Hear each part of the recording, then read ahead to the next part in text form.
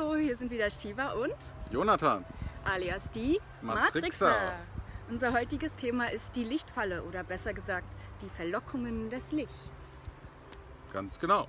Die höheren astralen Ebenen sind ja die Lichtebenen, das heißt die Mentalebene oder die 5D, wie es auch im New Age genannt wird. Und das Licht befindet sich, da es eine Frequenz hat, noch innerhalb der Polarität, also im Spiel der Polarität. Gut, böse, hell, dunkel und so weiter. Das Licht stellt also die stärkste Polarität des Guten dar und nach dem Tode werden die Verstorbenen oftmals von diesem Licht sehr stark angezogen, weil es eben Liebe und Akzeptanz und Güte ausstrahlt und dann auch mit Gott assoziiert wird. Aber es ist nur eine Assoziation. Es ist nicht wirklich Gott. Und das ist unser heutiges Thema.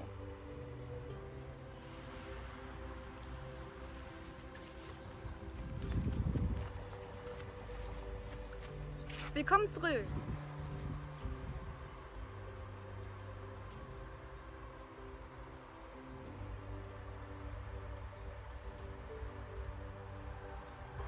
Heute reden wir also über die Lichtfalle.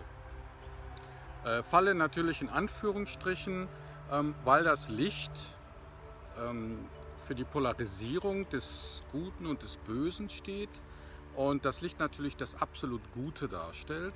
Und für viele ist das natürlich eine willkommene Einladung, sich dem Licht zu nähern und sich auch mit dem Licht zu vereinen. Was meinst du dazu, Shiva? Ja, ich habe meine Erfahrung auch schon mit dem Licht machen dürfen, so 1-2 Mal. Ah, und was denn? Einmal in einer Todeserfahrung, in einem Traum. Aha. Da bin ich also gestorben und kam direkt zum Licht. Es war eine riesige, gigantische Lichtsäule, die ganz warm und liebevoll ausgestrahlt hat. Und da standen auch Engelswesen herum, die mich eingeladen haben, doch dem Licht zu folgen und hineinzugehen. Aber da ich eben um die Falle weiß, bin ich nicht ins Licht gegangen, sondern schnurstracks auf diesen dunklen, schwarzen Tunnel, der sich relativ direkt hinter dem Licht befand. Ein schwarzer Tunnel? Es war ein dunkler Tunnel und am Ende war die Schwärze. Und dieser dunkle Tunnel war links vom Licht, rechts vom Licht oder? Dahinter.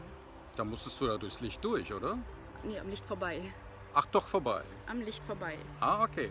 Ich meine, das finden wir auch bei Carlos Castaneda, der ja zum Beispiel sagt, man muss sich nach dem Tod am Adler vorbeischleichen, um in die Freiheit zu kommen. Und genau das habe ich getan. Ah. Ich wusste genau um die Falle und bin am Licht vorbei. Ich habe mich nicht verlocken oder beirren oder verleiten lassen, sondern vorbei.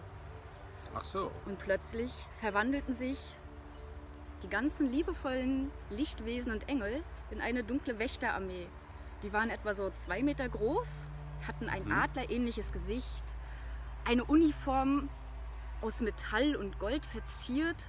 So ein bisschen wie im alten Ägypten vielleicht Ja, dargestellt wie die alten wird? Ägypten, genau. Aha. Und die haben mich dann verfolgt. Ich bin auf den Tunnel zugerannt, weil ich wusste, ich muss in die Schwärze. Ich will in die Freiheit, ich muss in die Schwärze. Ich bin gerannt, durch den Tunnel gerannt und die Wächterarmee von etwa 20 sind mir gefolgt. Und als ich am Ende des Tunnels ankam, gab es dort einen schwarzen, raumlosen Raum, der weder schwarz war noch ein Raum. Wie kann man das verstehen? War es einfach nur schwarz oder hattest du das Gefühl, du wärst in einem Raum? Man hatte das Gefühl, es ist ein Raum, obwohl es kein Raum war. Es ist eine Wahrnehmung und es war nicht so schwarz, wie man sich das Schwarz vorstellt. Man kann es eigentlich gar nicht beschreiben.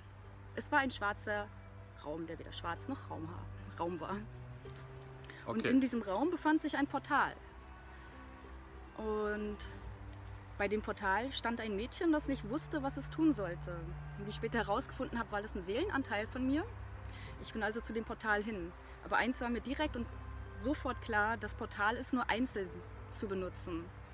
Aber da die Wächterarmee direkt hinter mir war, habe ich nicht lange gezögert und überlegt, mir das Mädchen geschnappt, umklammert und mit ihm ins Portal gesprungen. Ah, und was ist dann passiert? Tja, da das Portal wirklich nur einzeln zu nutzen war, wurde ich auf der Hälfte des Weges einfach aus diesem Hyperkanal, diesem Wurmloch rausgeschleudert auf einen fremden Planeten, wo gerade eine Alien-Invasion war und das Mädchen oder der Seelenanteil wurde einfach weiter. Ich nehme ja an, dass diese Portale in der Schwärze eben der Ausgang aus der Matrix sind und dass ich somit eben einen Seelenanteil gerettet habe. Ja, der Tunnel, durch den man geschleudert wird, das war wie ein riesiges Wurmloch. Man hat Galaxien an sich vorbeifliegen sehen und Sterne und ja, aber auf jeden Fall war das meine Erfahrung mit dem Licht. Die Engel sind nicht wirklich Engel, die Lichtwesen nicht wirklich Lichtwesen. Am Ende sind das nur die, die uns verlocken und verleiten wollen, wieder ins Licht zu gehen, damit wir weiter im Inkarnationszyklus sind. Ja, man sagt ja, wenn man ins Licht geht, dass dann das ganze Gedächtnis gelöscht wird, beziehungsweise die Erinnerung an das letzte Erdenleben, beziehungsweise eigentlich an alle Erdenleben. Ganz genau. Und zwar, sobald du stirbst, gehst du ins Licht. Für gewöhnlich, die meisten tun das. Und dann kommst du eben auf die mittlere Astralebene. Ja, aber auf der mittleren Astralebene erinnert man sich ja wieder an seine Inkarnation. Das ist korrekt. Ja. Und zwar wird dir dann alles nochmal gezeigt, was du in deinem Leben falsch gemacht hast, was du verbessern könntest. Du wirst natürlich dazu verleitet. Du hast was falsch gemacht, du möchtest das nochmal machen, du hast Karma oder sonst was. Und dann sagen sie dir, komm, das machst du im nächsten Leben besser. Also entscheidest du dich dafür, okay, ja, ich mache das im nächsten Leben besser und werde wieder inkarnieren. Und im Verlaufe dessen wird dir dein Image gedruckt, also die Persönlichkeit, die du im nächsten Leben spielen sollst oder willst. Wie in unserem Fall, ich spiele in diesem Leben Shiva und Jonathan spielt Jonathan.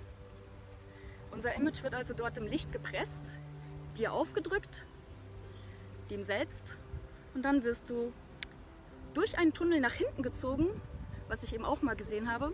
Ja, das habe ich auf der Astralebene, auf der mittleren Astralebene auch wahrgenommen, dass man irgendwann in einer bestimmten Phase wieder zurückgezogen wird. Genau, du wirst zurückgezogen ins Dunkle.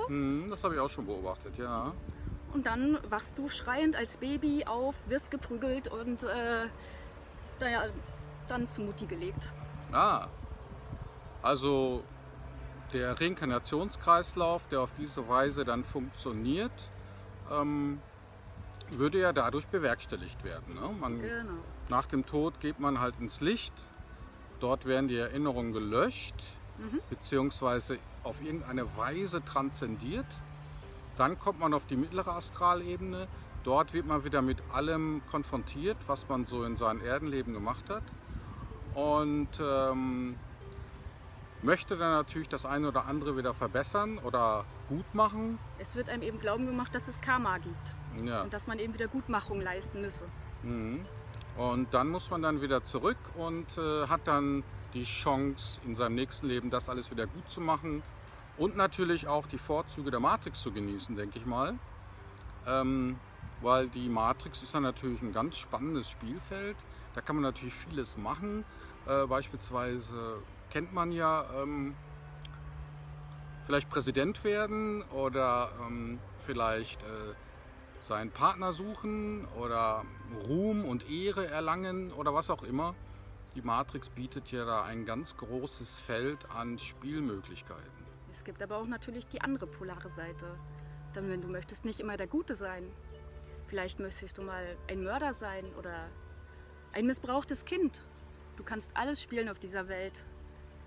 Wenn du im letzten Leben vielleicht missbraucht wurdest, möchtest du dich jetzt rächen und möchtest jetzt mal die Gegenseite spielen, den Gegenpol einnehmen. All das ist möglich und all das wird dir da geboten. Und dann wird das Image gepresst. Und ab geht's. Richtig. Und dieses Image könnte man dann übersetzen als Matrix-Persönlichkeit oder als irdische Spielrolle oder als Avatar. Genau wie in einem Computerspiel. Ja, ganz genau. Im Computerspiel hast du ja auch deine Avatare, die du spielst. Aber der Spieler, der Avatar, der weiß nicht, dass er gespielt wird. Das ist richtig, ja. Und genauso passiert das hier auch. Der Avatar, der ist sich ja dessen nicht bewusst, was auf der mittleren Astralebene dann beschlossen wurde und was alles so abgesprochen worden ist, wenn man wieder zurückkehrt auf die 3D-Ebene, also in den Alltag.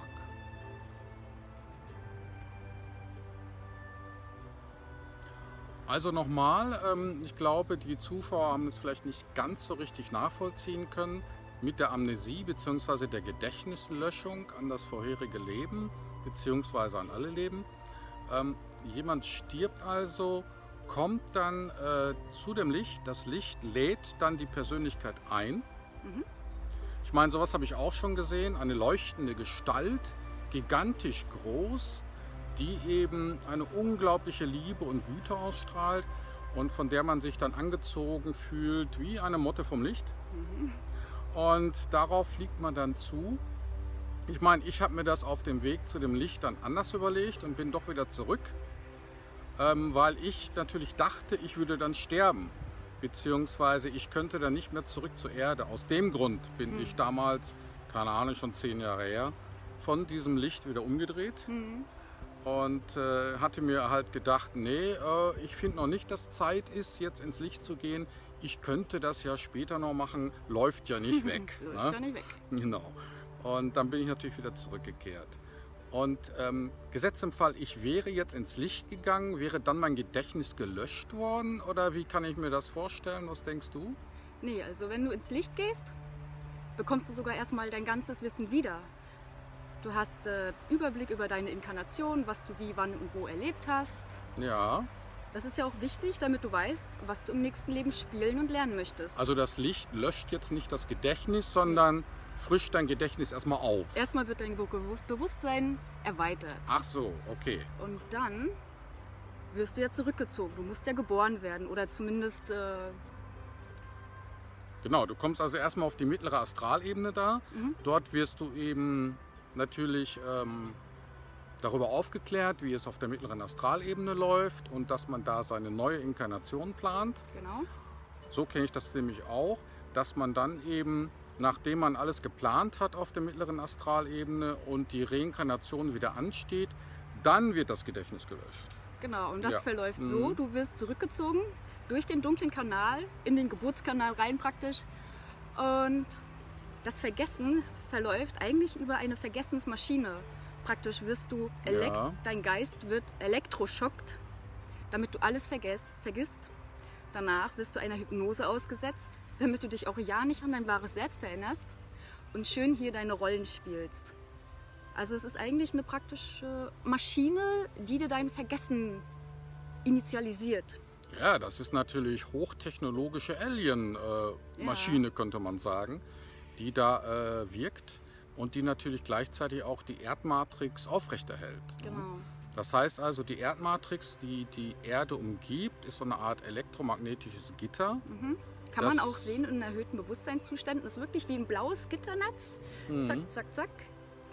Das wirklich um die Erde herum gelegt ist. Aber man kann es natürlich auf jeder Projektionsfläche wahrnehmen. Auf der Wiese, auf Wänden ist ja alles Matrix. Das ist überall dieses blaue Gitternetz. Also bei mir ist das, dieses Matrixgitter ist bei mir immer gelb. Da hast du natürlich recht, ich habe es verwechselt. Meins ja. ist natürlich auch gelb.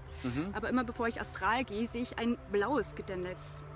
Ach so, das liegt dann an deiner Wahrnehmung oder an der Wahrnehmung aus dem Astralkörper. Weil ja, das Erdmatrix-Gitterfeld ist gelblich Aha. und das Astral-Gitternetz, ich habe keine Ahnung. Wirkt dann bläulich. Ja, ja, Wirkt das kenne ich bläulich. auch, dass man, wenn ich im Astralkörper unterwegs bin, dass ich dann halt alles immer so leicht bläulich wahrnehme. Ne? Bläulich, silbern. Ja, ah ja, verständlich. Ich finde das auch spannend, dass man bei Star Trek, wo es ja dieses Holodeck gibt, also die Star Trek-Fans unter uns, die kennen das Holodeck, da verwenden die ja auch ein gelbes Gitter. Ja, das fand ich ziemlich interessant, als ich das so sah. Genau, Und- es ist sehr, sehr ähnlich. Also es sieht eigentlich praktisch genauso aus, oder? Ja, da hat der Drehbuchautor wahrscheinlich intuitiv die richtige Farbe gewählt, würde ich fast sagen. Und Oder? darauf wird eigentlich nur projiziert oder rein projiziert auf dieses Ja, ja, Gitternetz. natürlich, ja. Das stimmt. Und okay, also ist klar, wenn die Reinkarnation ansteht, das wissen wir alle, dann kommt die Amnesie. Die Amnesie besteht darin, dass das Gedächtnis gelöscht wird. Das heißt, an die vergangenen Leben und an den Aufenthalt auf der mittleren Astralebene Und an dein wahres Selbst. und natürlich an unser wahres Selbst, die Persönlichkeit, die wir eigentlich tatsächlich sind. Weil du bist ja nicht Shiva, ich bin eigentlich nicht Jonathan. Das sind ja nur die Rollen, die wir hier in der 3D-Ebene im Alltag spielen. Und auf diese Weise kann ich mir schon sehr gut vorstellen, ist es ja auch gewissermaßen erforderlich, auf der 3D-Ebene keine Erinnerung mehr an die anderen Leben und das wahre Selbst zu haben, weil sonst könnte man ja seine Rolle im Alltag nicht vernünftig spielen. Außerdem sind bewusste Sklaven keine guten Sklaven. Nee, gar nicht. Dann wären wir keine guten Energielieferanten. Ja, nein, das Aber das wären wir ist, nicht. glaube ich, ein ganz anderes Thema. Ja, Das sollten wir auch mal besprechen. das stimmt. Ja, jedenfalls könnt ihr euch jetzt das vielleicht ein bisschen besser vorstellen.